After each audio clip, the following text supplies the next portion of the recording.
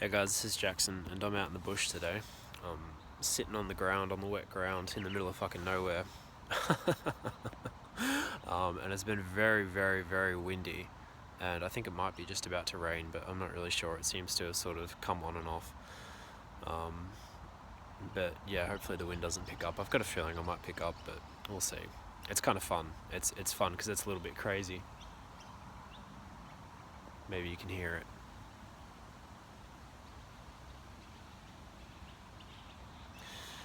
Anyway, I'm on here to talk about indie game development depression, which is a phenomenon that I don't know if I don't know if everybody goes through it, but I've definitely gone through it, and I think it's worth having a conversation about because I can see why developing indie games can lead to depression because or bouts of depression or periods of depression because indie game development is very difficult, takes a long time in isolation where you're not necessarily exposed to other people, like you're sort of just working on something by yourself without much feedback from the world for a long period of time until you get something publishable and showable, so it can lead to a lot of doubt.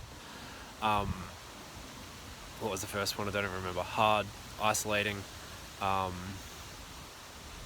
don't know. I don't remember where I was going with this, but listen to this wind.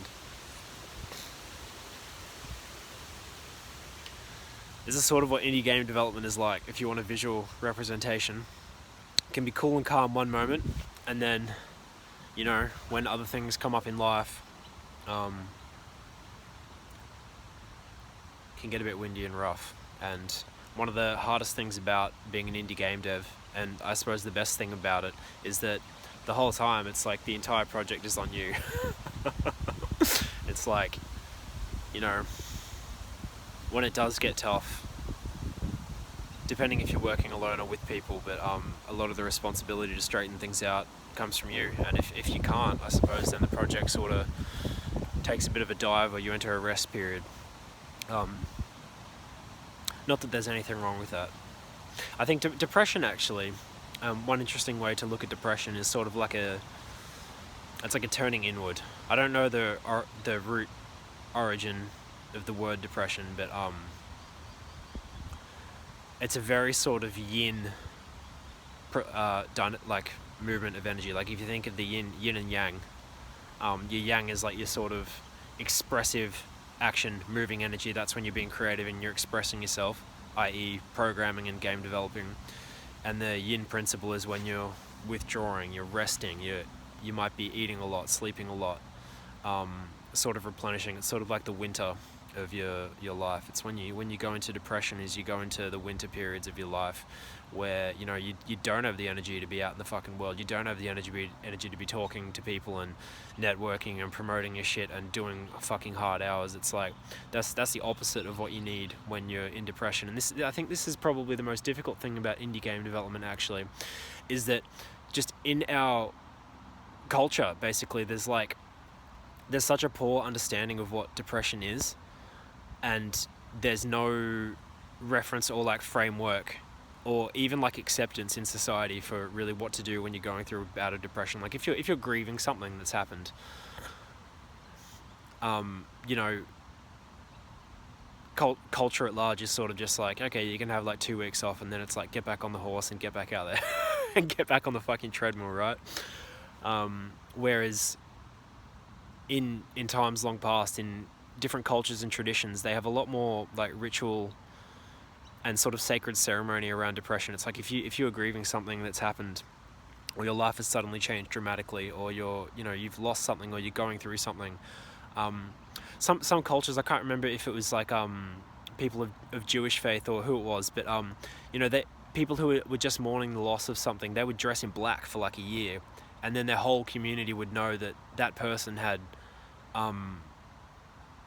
just experienced something like dramatic and was going through the process of feeling that sorrow and feeling that grief and going through that internal period of like low energy, and they wore that black so that people could know that, and not to expect them to behave like a like a normal, not a normal, but like a person in their yin cycle. It's like these are two different phases of life, it's like you've got the above ground, your light side, and your below ground, your dark side. And I say light and dark, they don't mean good or bad, they mean like positive and negative, like white, black, front, back.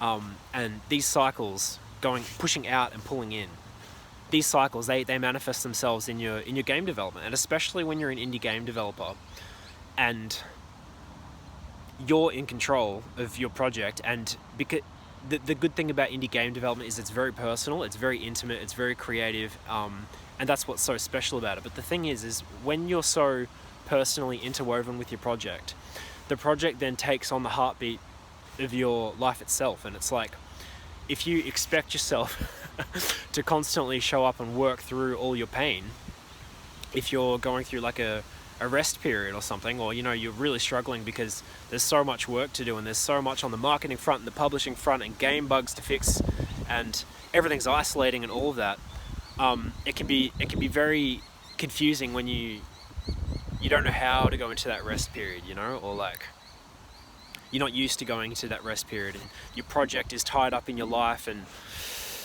anyway, basically the point that I'm getting at is that indie game development is sort of a rogue journey.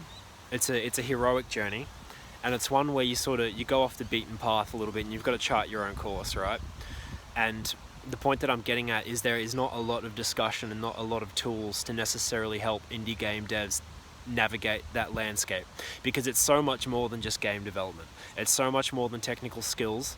It's so much more than being good in fucking Unreal Engine. It's so much more than being able to hire people or do business or like whatever. It's like, it's all those things at the same time, but then there's an emotional component to it as well. And I think the more awareness that you can bring to the emotional side and your own like personal health, and I guess like self-awareness of who you are and like what you need and what you're good at and how you work with people or how you don't want to work with people, and the type of work that you enjoy doing, the more self-awareness I think that you have, I think the better you can walk that tightrope of indie game development. And it becomes a game then of like steering away from the things that I guess that you can't handle, because there's so much that you can do in an indie game. It's like if you look at game development as an industry, it is such a fucking enormous, incomprehensibly enormous field. And when you look at big games and then try to create them, from your perspective as an indie, like you've got to become quite aggressive about the things that you actually value and the things that you want to hone in on and do really well, and the things that you just don't give a fuck about or you don't have an interest in, or just you're not that good at it. Like it becomes a real game of picking your battles, and I think that comes with self-awareness. It comes with the ability to walk that tightrope, comes with self-awareness and an understanding of yourself and what you want to stand for and what you don't want to stand for, how you want to spend your time and how you don't want to spend your time. And I think our bouts of depression are our ways of teaching that to ourselves, because without what a bout of depression is it's essentially your body or your mind or your spirit or however you want to think about it. It's saying no to the work that you're doing. It's saying, no, this is fucking exhausting. No, I'm fucking sick of this. Like, can we please just stop? I need to fucking rest. Like, give me a fucking break, please, God. You can tell I'm getting passionate about this because this is so fucking personal to me. This is a personal battle that I go through like time and time again, and I think it's healthy. I really think it's healthy. I think those bouts of depression, it's your body or your soul's way of communicating to you that you're doing something that you don't necessarily want to be doing, or you're doing something that is exhausting for you, something that's not meaningful to you.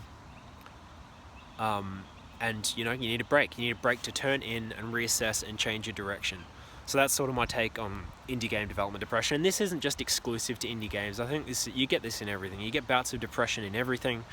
And I think it's a very healthy thing to take that as a sign to turn inwards, to turn away from the world and to sort of turn inwards on yourself and to take care of yourself and understand yourself, so that then you can come back better and stronger and more clear on who you are, what you want to stand for, and then how to express yourself better and more powerfully in the world.